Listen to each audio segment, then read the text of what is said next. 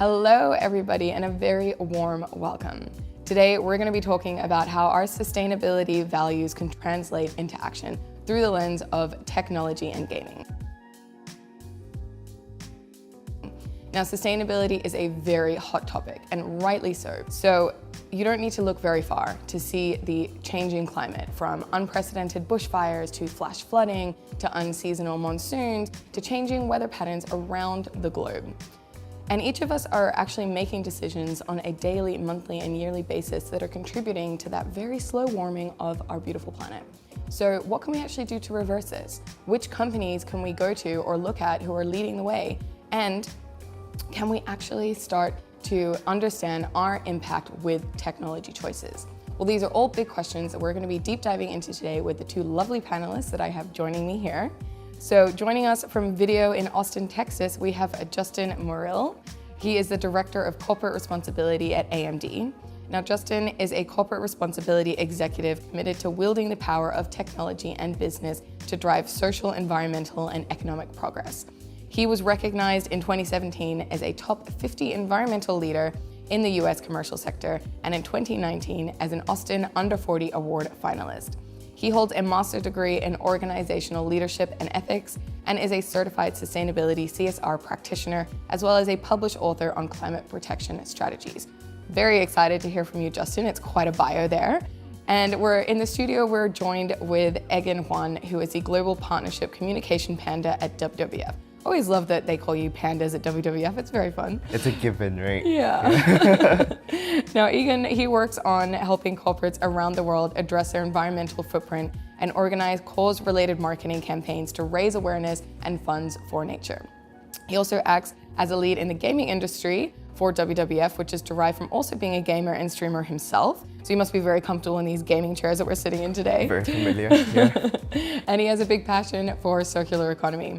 So prior to WWF, he was a humanitarian and development specialist for 7 years, responding to more than 15 crises around the world and addressed disaster risk reduction for marginalized communities in Asia. Amazing. Really want to dive into that a little bit later, but for now, I'm really looking forward to this discussion and I'd love to dive right in. So Egan, let's start with you. Let's start with the footprint. Give us the big picture. Okay. How does consumption actually affect the environment? All right, so as a consumer, I'll share my personal journey. Before I joined WWF, before I really dove into the topic of sustainability as a professional career, I was not aware of how far my footprint actually went in terms of consumption. And consumption, as you rightly said in the beginning, is one of the key causes, if not the most key driver to why the planet's warming up, why wildlife or biodiversity species population are declining. And what that means basically is, think of the world like a grocery store, right? That on our level as a consumer, we think that there's an infinite amount of resources that comes into the grocery store, right? Because we buy toilet paper, next day it gets replenished. We buy chocolates, we buy drinks, we buy vegetables, they just automatically pop up. So if, to the uninitiated, they think it's infinite. But at the end of the day, all these things come from somewhere. So that's the reason why you have all these messages now that are plastered around, and I will recognize and acknowledge that there is a bit of fatigue on the public side because everyone's claiming to be organic and things like that. I know we're going to dive into that a little bit later as well. But the reason for that is, as long as we overconsume the finite resources that we have on the planet, we are heading towards a very bad place. That's the whole point about our footprint and how consumption affects the environment. There is this day actually celebrated by a different organization called World Overshoot Day, Earth Overshoot Day, where in different parts of the world they recognize how their populations actually overconsume by how many planets. So for example, in Singapore, I think it's like 3.5, we're consuming as if there are 3.5 planets. Clearly there's something wrong there, so that's where we need to address. Justin, I don't know personally if you want to talk a little bit more also about consumption affecting the planet. Overconsumption is a clear challenge that requires new approaches from us as individuals, as companies, as countries. I think we all have a role to play in this transition to more sustainable solutions, particularly as we have almost 8 billion people on the planet with a finite amount of natural resources. We really see the need to adapt our consumption habits in order to sustain the quality of life, frankly, that we have become accustomed to. The good news is that society has the ability, the technology, and the innovation to really steer this ship in a more sustainable direction.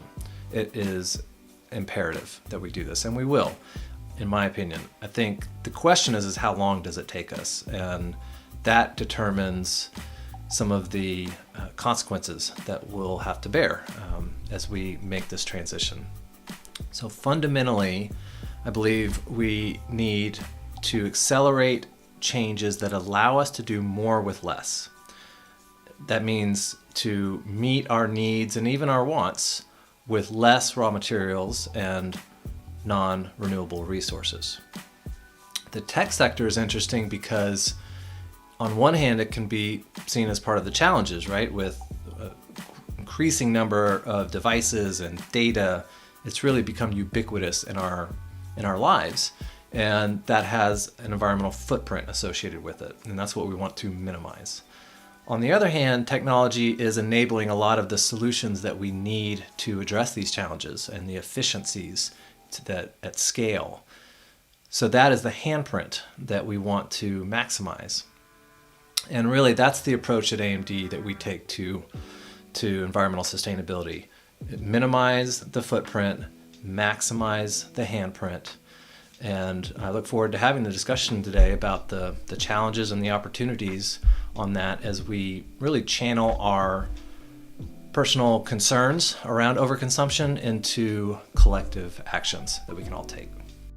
Absolutely, and I think you've both brought a really important point, and that is there is a huge disconnect actually with consumers and with us as individuals in general about what the impact we're actually having, and the fact that we are really running out of these finite resources and that we have kind of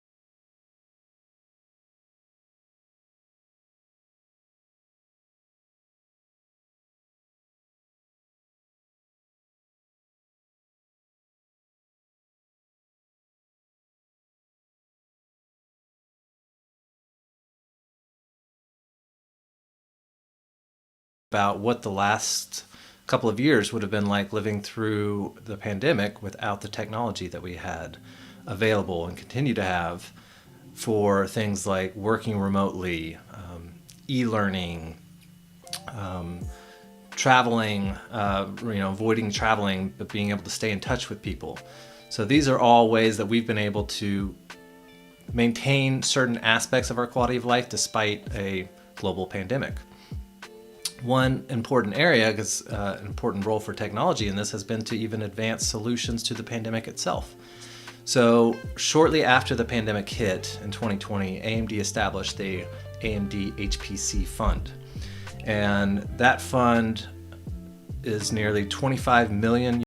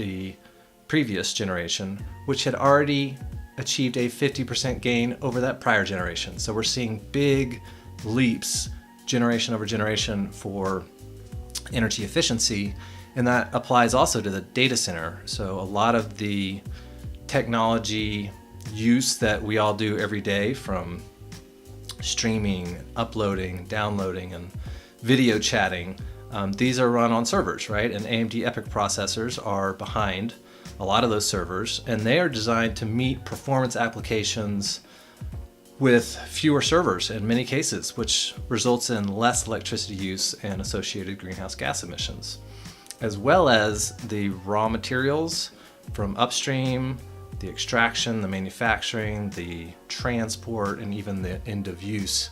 All of those stages become null and void if you don't have to need the equipment in the first place.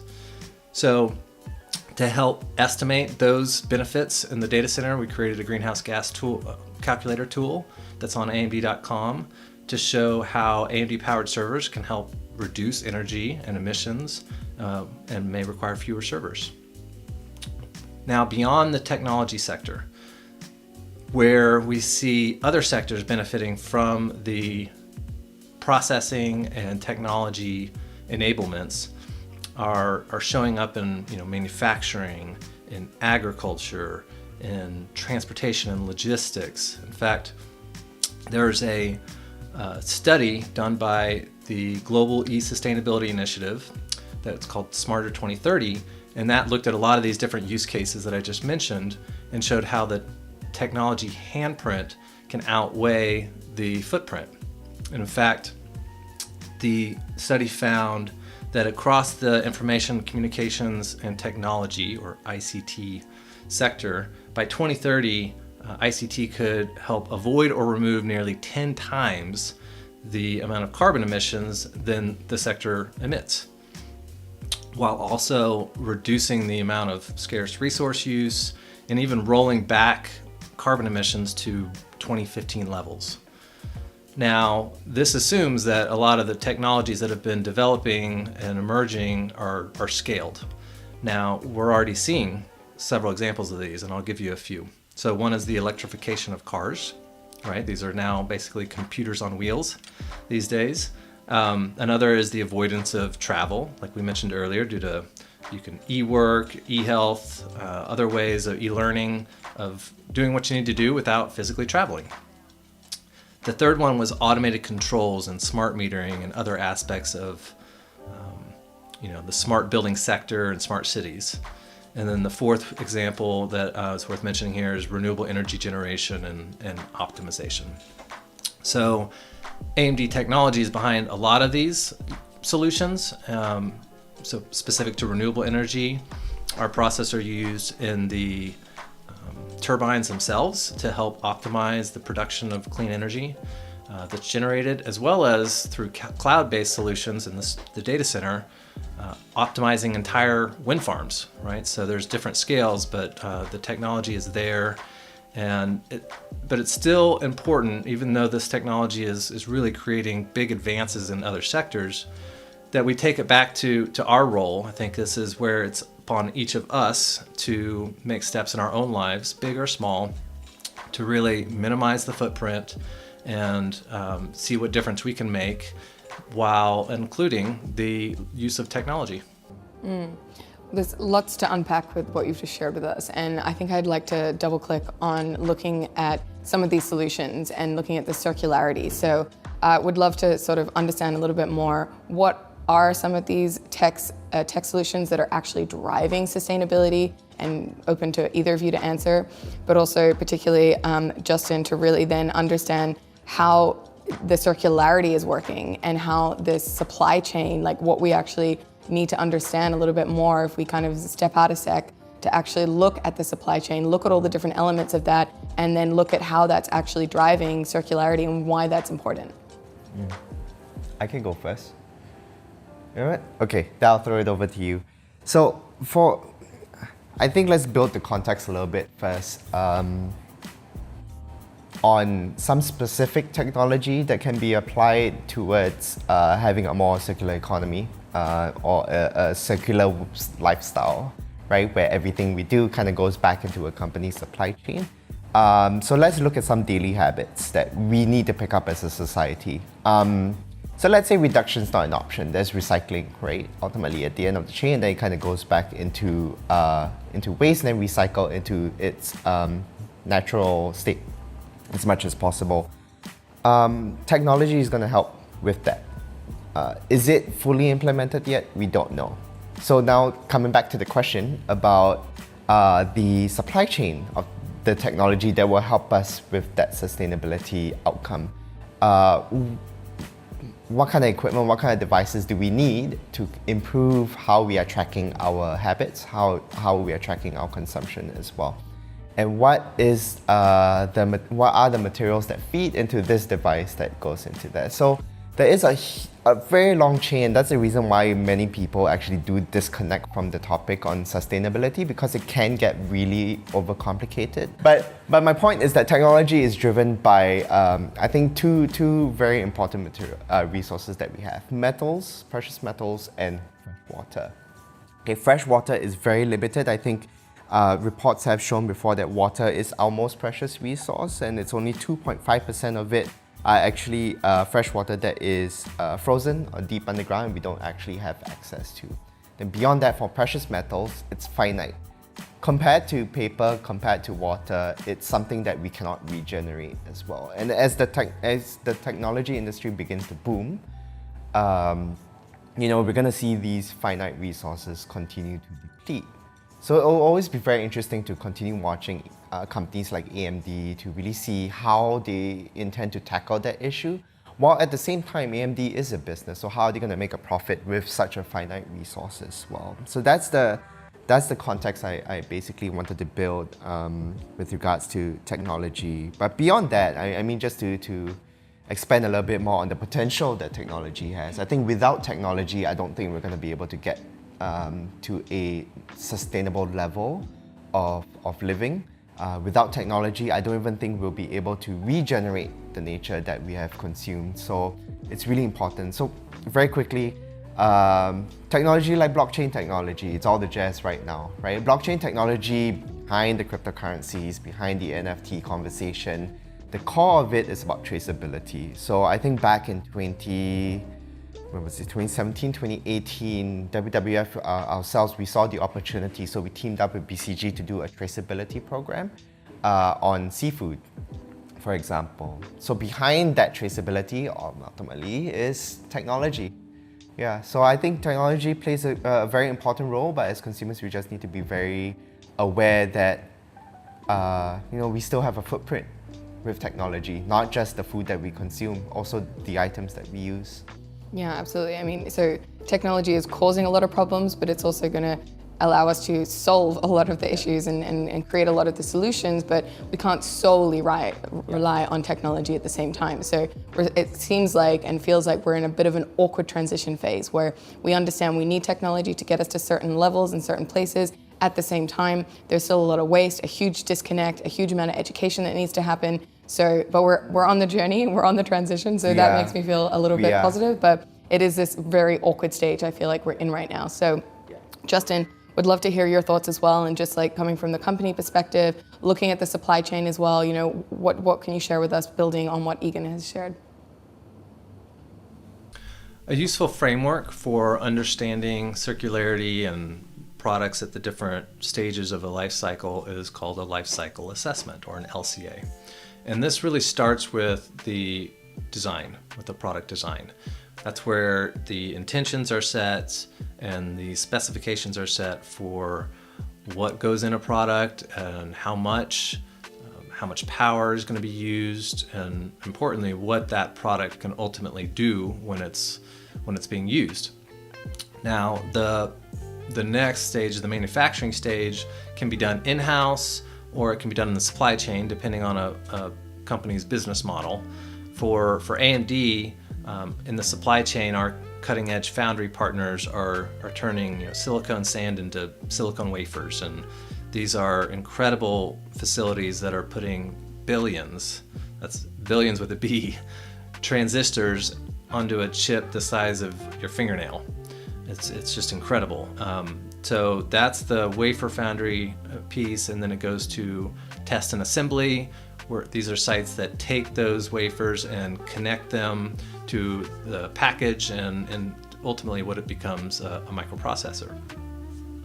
Now, with many suppliers in the supply chain, a successful approach that the technology sector has taken for years now is to standardize the expectations and take those best practices and codify them, and then cascade those into the supply chain at large across hundreds and thousands of organizations. So the Responsible Business Alliance, or the RBA, is the world's largest industry coalition that is dedicated to corporate social responsibility and supply chains. And a couple of things about the RBA, just to show how much scale is here.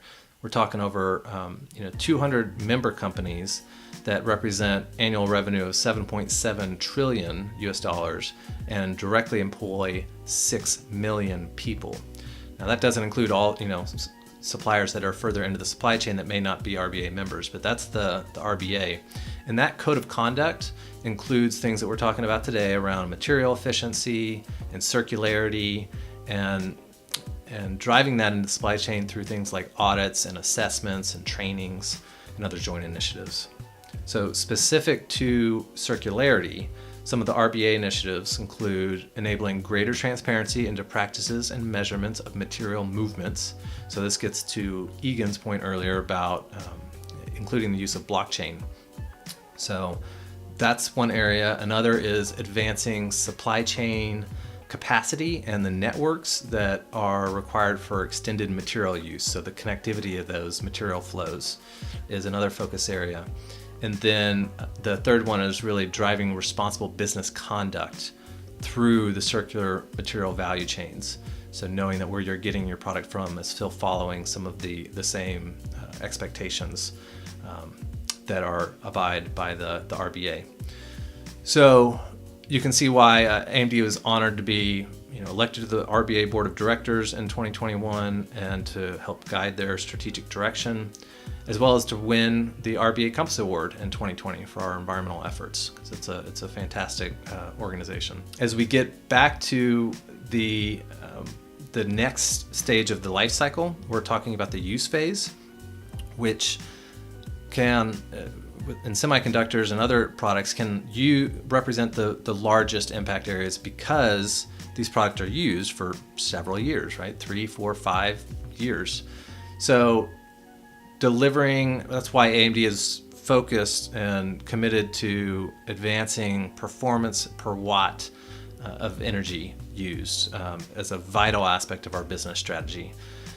And the architecture, the power management, and the design features have resulted in massive energy efficiency gains.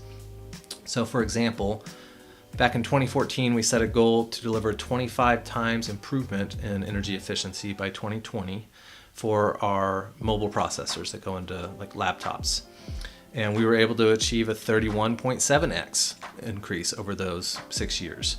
And the ability to deliver that was based on reducing typical energy use by 84% during that time, while at the same time increasing performance by 80% over that same time. So again, doing more with less is the theme here.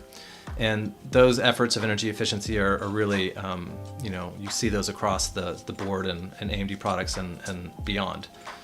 So, after use phase, you end up at the end of use, and obviously the aim there is to keep the materials in the circular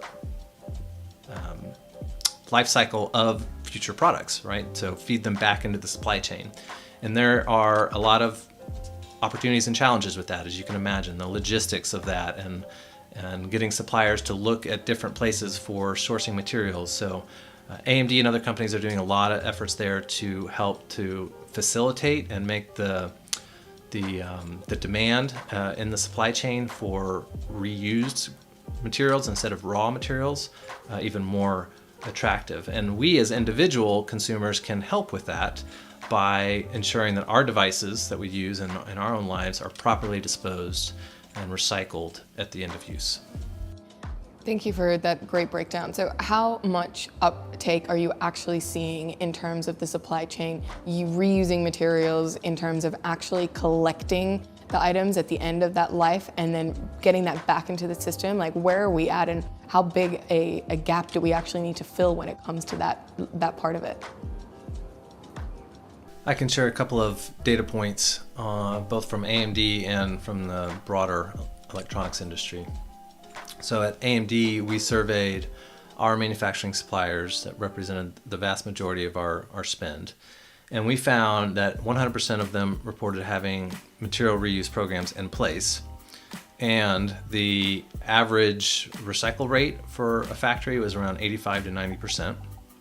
Now, we continue to work with these suppliers to really understand the amount of material reuse within a given products, and to just assess the effectiveness of material conservation and recycling practices across different factories.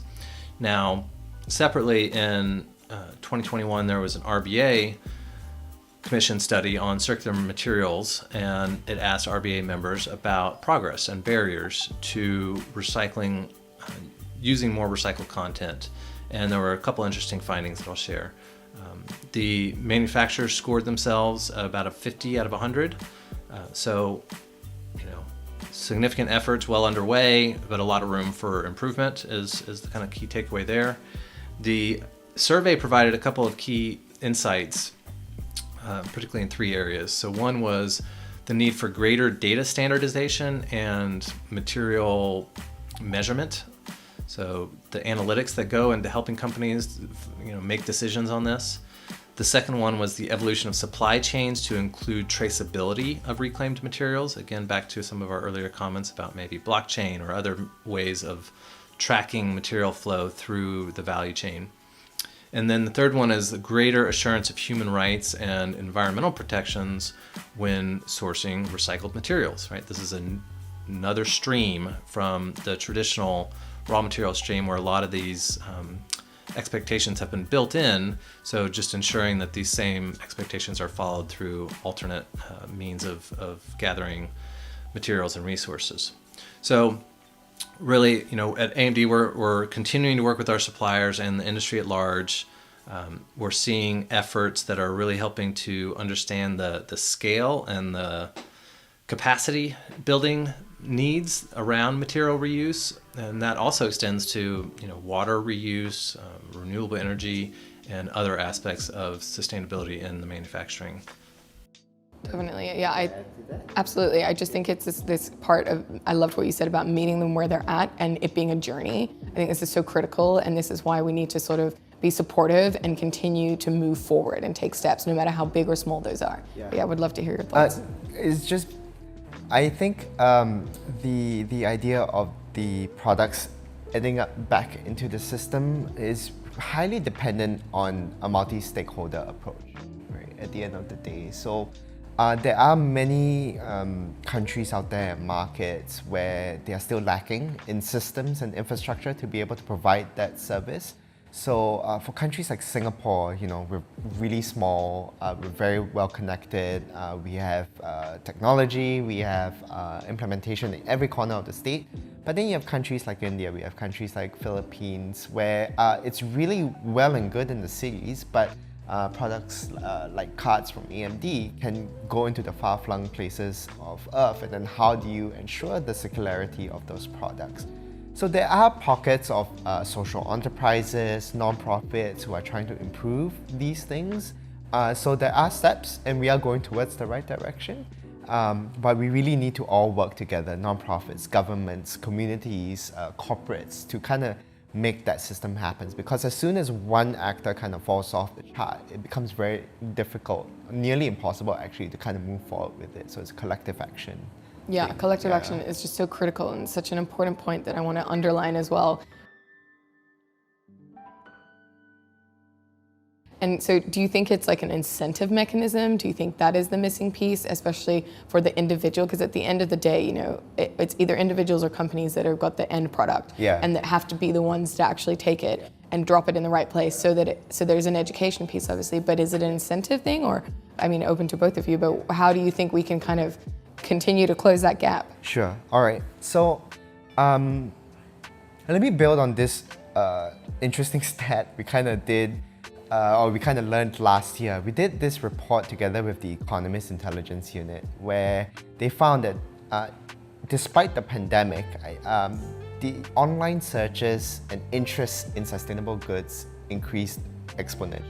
So despite the fact that people were kind of living paycheck to paycheck because the economy took a hit, people were still looking for sustainable goods. So the interest from the public is there. However, we do have situations where a lot of people say, oh, why don't the government just make a policy first? And then the corporates will kind of step into place. Or it's the corporate footprint. Why should the consumers feel the impact of it? For example, increasing prices for more sustainable goods. I do this with air quotes because it's so vague, right? But more sustainable goods, why does the cost need to be imparted onto the consumer as well? So it really depends market to market. I do know in Europe and in more Western cultures, the idea of paying more for a healthier planet is not lost on them, and they are willing to do it. But we do struggle with that a little bit more in Asia, where humanitarian issues kind of take precedent to environmental ones, where we still have hunger, we still have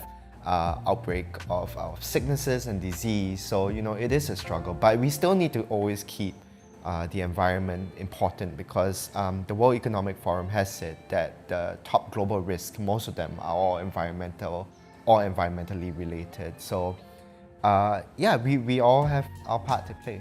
Once again, I can't repeat that often enough. We can't stress this enough. We're all in this together. And I guess, like, Justin, from your perspective, coming through the corporate lens, like, what do you think we need to see to close that gap? Is it their incentives? Is it government? Is it really the industry putting pressure on suppliers? Like, what is your little piece, the nugget that could just help to get us there faster? The answer is yes. All of the above. Money. A multi-pronged approach is really necessary to help incentivize, motivate companies across the spectrum of sustainability evolution, because every company is at a different stage, right? So the base layer is the government regulations, many of which have been around for decades, but we're certainly seeing some increased activity there in the last couple of years, most notably and recently around climate. So that's continuing to evolve. And then beyond that, you get into the voluntary domain, and an example of that would be like eco-labels. So this is where companies are incentivized, whether it be for reputational purposes or oftentimes market access, because eco-labels can be required for selling into certain public procurement markets, namely like Energy Star and ePeat are a couple of examples. So that really helps to motivate companies to go above and beyond. And then Stephanie, as you noted earlier about kind of industry putting more pressure on itself, right, from a customer and supplier relationships, we've seen a lot of progress in that area. And from AMD's perspective, we're both a supplier to some of the biggest tech companies in the world, and we're also a customer to some of the biggest technology or electronics manufacturing companies. So we see both sides of it, and supplier business reviews is the kind of forum that a lot of this comes up in, on both sides of that equation. And it's right next to important factors like cost and reliability and quality. So great to see the up-leveling of this as a fundamental business aspect of conducting business. So, we approach this, we use supplier scorecards to build that into our expectations and evaluations with suppliers. And, looking at the whole gamut, the government, regulatory, the voluntary actions at an industry level, and, leading customers, pulling suppliers on to make progress, it really shows a comprehensive approach for motivating companies, rewarding those on the leading end, holding consequences for those that are falling behind and lagging, and really creating a more unified and comprehensive approach for incentivizing companies to excel in sustainability.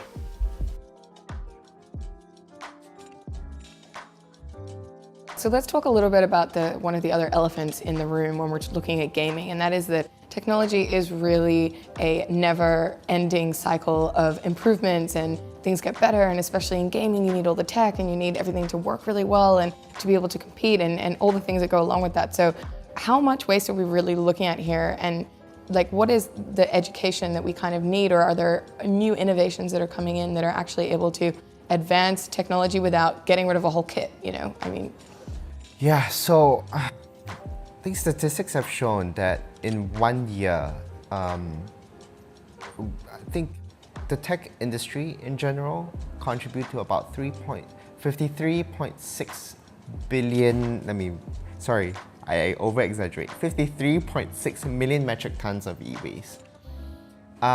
There's not enough education out there on what actually happens to e-waste. I think a lot of consumers just think, I'm just gonna throw my mouse away, I'm gonna throw my keyboard away, I'm just gonna put it in this bin and it will just magically go away.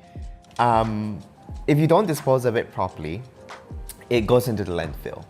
And technology has chemicals. And some of these chemicals, when exposed to the sun, will leak into the atmosphere, leak into our ecosystems, and ultimately would cause harm to even ourselves, right? I think we've seen recent issues as well with microplastics where they're ending up in the seafood that we consume. and now right? our blood. I don't And know now if you in saw that our blood, recently. right? Yeah, it's wild. Yeah, it's horrific. So I think the education on e-waste, I mean, yeah, you know, the doom and gloom method of like, these are the consequences of you not managing your used technology or devices can happen. But it's also about,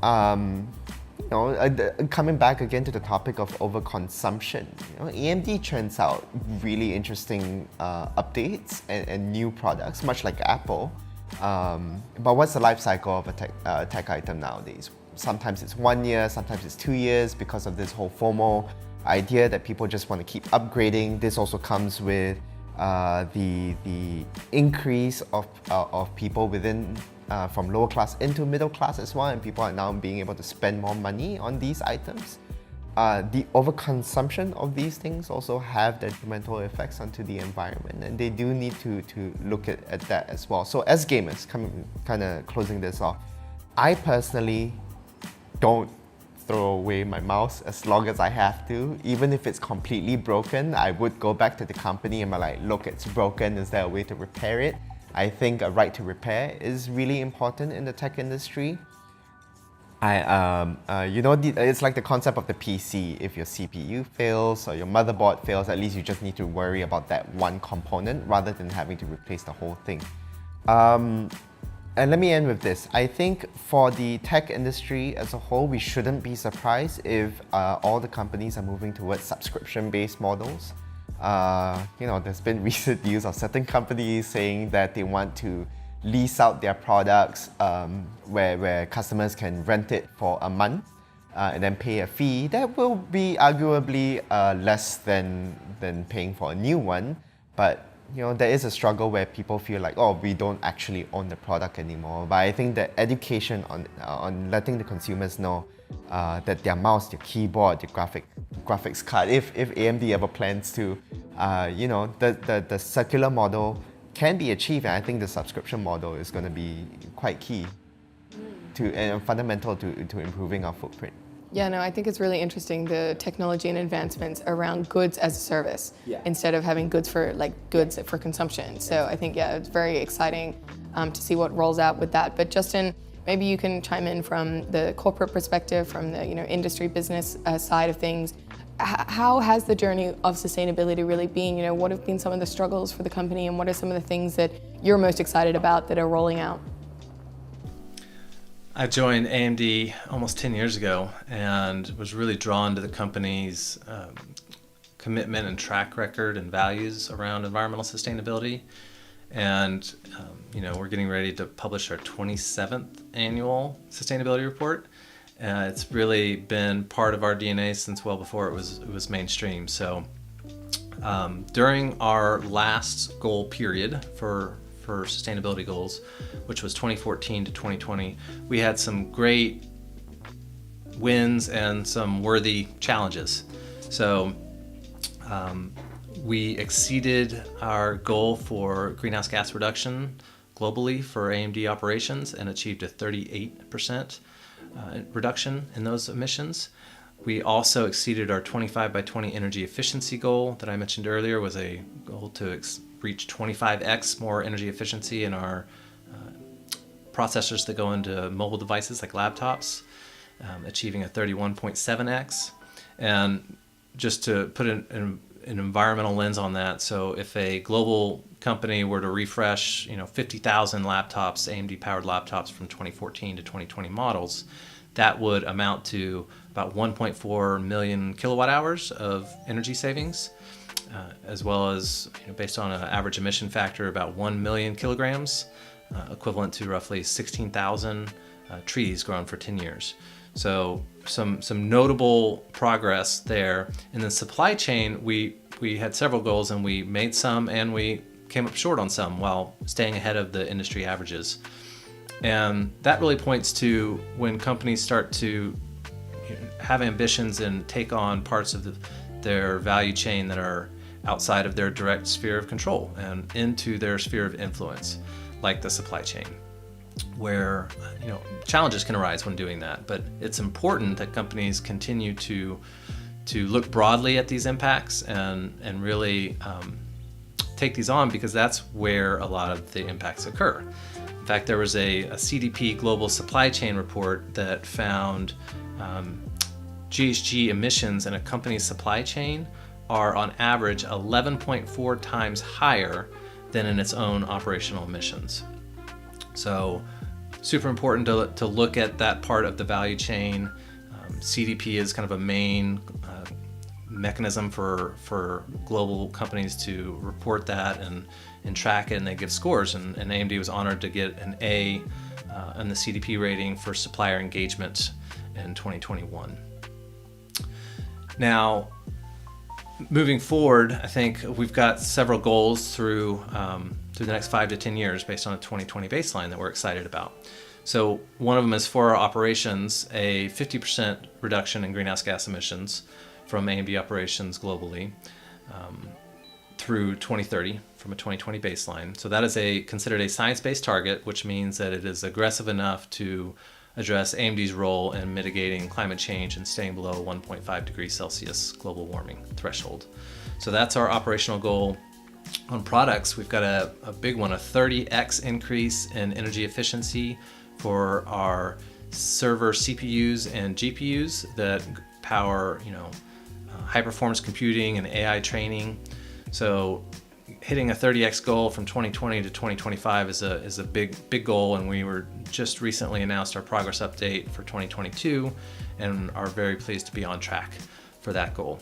And then we have supply chain goals as well, including 80% of our manufacturing suppliers will source renewable energy by 2025 So in the end, we recognize that AMD cannot tackle these challenges on our own.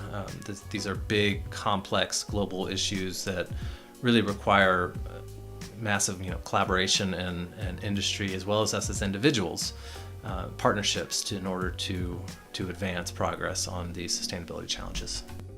Yeah, I feel like our underlying running thread for this conversation today is we have to do this together. Everyone needs to play their role and do their part. And so, talking about that then, if we're zooming back into us as an individual, how do we start to actually look and understand, okay, which company should I be supporting? How do I make sure they're not greenwashing me? What kind of certs am I supposed to be looking at? Maybe you can unpack that a little bit, that journey for someone discovering. Yeah. Sorry, I'm scratching my eye because it's just such a wave of excitement and also fear, because so many companies now are jumping on board, not just existing companies, people are doing startups to claim, some of them good, some of them questionable, I don't know, we have to investigate. I think that's the key thing about checking what you're consuming. So I'll share a personal journey. When it comes to groceries, it's fairly straightforward actually, because there are certain standards and certificates out there and eco labels that I adhere to.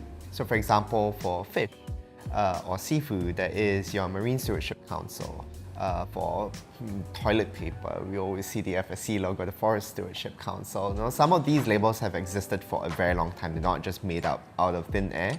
So while some of the standards now, you know, are up for review and scrutiny, they are the best that we have as a consumer, and I recognize that, so I'll adhere to those. And then it's like in the question of tech, I would look at companies like AMD. You know, 10 years ago, Justin said that he only joined the company because he was astounded and really appreciated the effort that AMD was willing to put into their sustainability commitments and journey.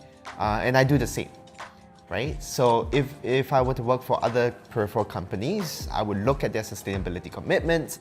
If it appears to me that it's really kind of like on the touch surface, like, oh, you know, we're doing basically whatever the UN tells us to do, right? Or whatever the SDGs, the Sustainable Development Goals, tell us to do. Or they're trying so hard to kind of retrofit the outcomes of the company into these frameworks and not really putting in enough investment or attention there. Then I'll be like, nah, no, thank you. I'll just move on to the next one. But then, okay, so I did write down very quickly. There is a greenwashing guide actually that I've been living by as much as possible. So I'm a communicator by trade, right? In an environmental organization. So obviously when we do work with companies, we do kind of look out for these things, especially when you're trying to build a marketing campaign to raise awareness about nature. So out of the list, I'm just gonna share 5 very quickly. Number 1, on this guide that is done by a change agency called Futura, deceiving use of eco-related words. Let me see Justice's reaction. Yeah, deceiving use of eco-related words, which I think is happening a lot. Right now, the free use of the word organic, organic cotton, organic vegetables, organic this, organic that. I question that, and we all should as consumers. So when a company claims to be organic, do further research. What do they mean by organic? Is it certified? Certified by who? You know, in Singapore we have this very famous saying, right? Because of a politician, own self check own self, which basically means like companies coming up with their own labels, their own standards, and then kind of plastering it onto their product as well. That's one very important one. There are companies that kind of use suggestive imagery where it's not eco-friendly, but then they just kind of slap on a picture of a forest and then kind of suggest that it's environmentally friendly. There are like eco products as well that come from unsustainable companies, and we see that a lot, like you know, petroleum companies, which is always a very controversial one. We also yeah, I think the lack of evidence as well is another key one. So in this journey, when you're researching companies and their sustainability commitments and what they mean by being organic, but you find no evidence, you know, there is a question there. So what do you do about these things? I wouldn't encourage the cancel culture, but you know, I believe in collaboration, and I believe in calling out a company through the appropriate channels, emailing them, tweet at them if you have to, send them a DM, you know. But you don't need to go all up on arms on it, unless of course it's ridiculous, right? Some of their claims. But work with them and teach them that, you know, your consumer or their consumers actually care about the environment. And I'll end off with one last case study. Every time I think about greenwashing, I think about that one product. I won't say the company's name, but where they put a plastic bottle wrapped in paper. And then they basically said that it's a paper bottle. Yeah, that's obviously a problem on its own. So it's just stuff like that, you know. I think companies just need to be way ahead, be smarter about it, and know that their consumers care more than they think, you know, and data has shown that as well. Absolutely. I mean, that was an insane example, so I'm glad you brought that one up.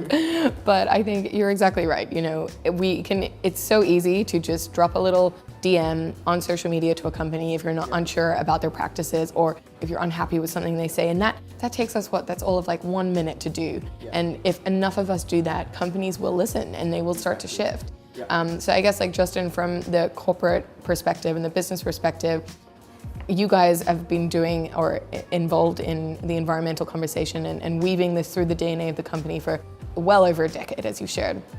So you communicate a lot on this topic. As consumers, as the people watching right now, if they're looking at a company's website, what would you tell them to look for? What do you think they should be seeing to make sure if this is greenwashing or if they're genuinely actually doing the work? 3 questions come to mind that we can ask ourselves as consumers when looking to gauge a company's authenticity around environmental commitments. So the first one would be, does the company go beyond the narrative and the high-level storytelling to get to specifics and fact-based reporting about their efforts? Related to that is, do they share data about their efforts and their footprint, not only for their operations but the value chain, so their supply chain and the products or services, so looking pretty holistically. And then third would be, do they have clear goals, long-term goals that are reported on, at least annually, to really show progress, transparency, and to help drive accountability. So, going beyond the narrative, more specific fact-based disclosures with data and public goals would be my suggestion. Yeah, that was really clear, really clear. Thank you so much for that. So I think we're understanding we have to do our own research. Let's look at the data. And I think there's also a lot of resources and great movements out there that we can follow of people who have already done the work, especially in the NGO and the movement space. So there's a lot of people out there who you can also follow that are trusted or that you may trust if you do your research on them. So lots of places to go. But outside of that, what are a couple of other little actions that you would advise people who are maybe beginning on their sustainability journey or other things that they can do based on everything we've spoken about today? Maybe Egan, you can start. So if you can't reduce, recycle. So I think I always follow the tenets of reduce, reuse, recycle. So really just reduce, just keep to the bare minimum as much as you can. Marie Kondo it if that's what works for you. But making sure you find homes for all your items though, not just trashing them. Exactly. So it is okay to live minimally. There's no need to always continuously buy things to kind of, fill gaps in your life. And I know personally we all have our retail therapy moments as well, and I get that, but then as much as possible, just reduce your consumption. For example, 1/3 of the food that we eat usually goes to waste. Ugly vegetables get thrown away just simply because they're ugly, which is such a shame. So it's just these little things, right? Reduce your wasteful habits as much as possible. Then if you can't, make the habit to recycle. It's as straightforward as that on a consumer level.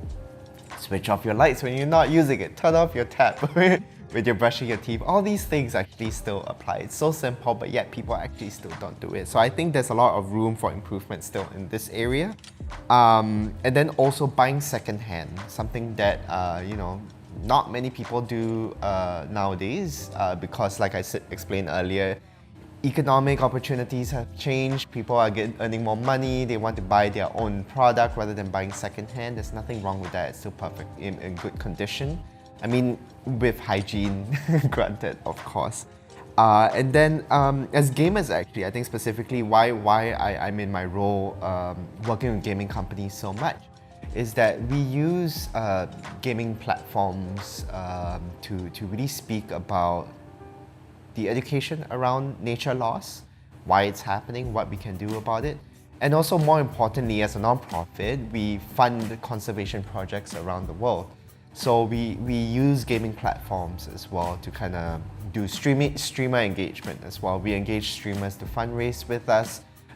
We do packages, very simple stuff like you buy a game, you get the proceeds donated to us, and ultimately it goes into a conservation project where we protect trees, we protect landscape areas so that biodiversity and species can thrive. We are restoring coral reefs right now in the Coral Triangle. So these things help as well. So if gamers and consumers in general, just the general public, want to contribute to the environment, not just from your own home, you can also just donate to some of these programs that helps. Yeah, some really fantastic and easy suggestions there. And I do want to underline the minimalism route, because we have to sort of break through our addiction of consumerism. Yeah. But once you do and you live a minimal life, it is so refreshing and calming. And there's just something to be said for breaking through that habit. And definitely a big fan of the pre-loved. My dress and shoes are actually pre-loved today, and you can't even tell, which I think is fantastic. Yeah. But yeah, Justin. I think one of the craziest thing the pandemic has happened is that it stopped me from buying new clothes. Because I didn't That's need a to good go thing. to the office as well. I'm like, actually, I don't need new clothes as well, and nobody cares. Yeah. But yeah. Absolutely. It's definitely changed, I think, the fashion conversation and what people are wearing and how they're consuming. I hope more and more. Maybe I hope we're not the anomalies here. Justin, what about you? What are some actions you would advise? I like your suggestions to follow the 3 R's, right? Reduce, reuse, and recycle.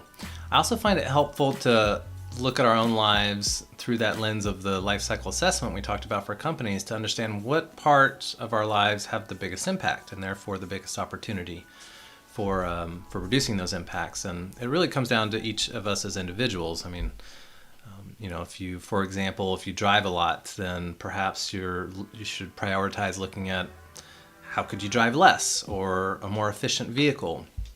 That's one example. Or maybe you are a big consumer of technology, you love gaming, and you have several devices. Looking at energy efficiency is much more important the more time you spend on these devices. Perhaps there's other ways where we can look at saving energy, time, money, and applying those towards parts of our lives that are frankly more important. And as we do these, what I've found is that there's a natural process of reducing the amount of consumption that happens here as we align our values with our actions. And it really helps to give our new behaviors, the ones that we're trying to foster, and helps them to tether to something like these values, and grab a hold of them and take root so that we can make the changes that we know we want to make and can better fulfill and deliver on those changes. No, I absolutely love that. I think having our actions aligned with our values is a really, really important part. And just remembering that sustainability is a journey. It's okay not to be perfect. We can take one step at a time. And we love to talk about like little green steps. So just figure out like, what is the part that excites you right now? What is something that is gonna either outrages you, you can look at that side that you're mad about, that you wanna fix, or something that actually excites you about this, because the discovery of sustainability in this journey can be one that is very fun and enjoyable and actually makes you feel great and aligns you deeper with your values. It can be a great thing to do with your loved ones and your family. So I think there's so much potential here, and I've thoroughly enjoyed this conversation with both of you today. Thank you for sharing. And for our viewers, thank you guys for watching. We really hope that you are able to take some of the things that you've taken today, even if it's just one action, start implementing that, looking at your carbon footprint, where you can start to lighten the load in your own life and how you can start to reduce your own impact, and then hopefully have that influence and butterfly effect on everyone around you. So thank you for joining, and we look forward to hearing more about your sustainability journey.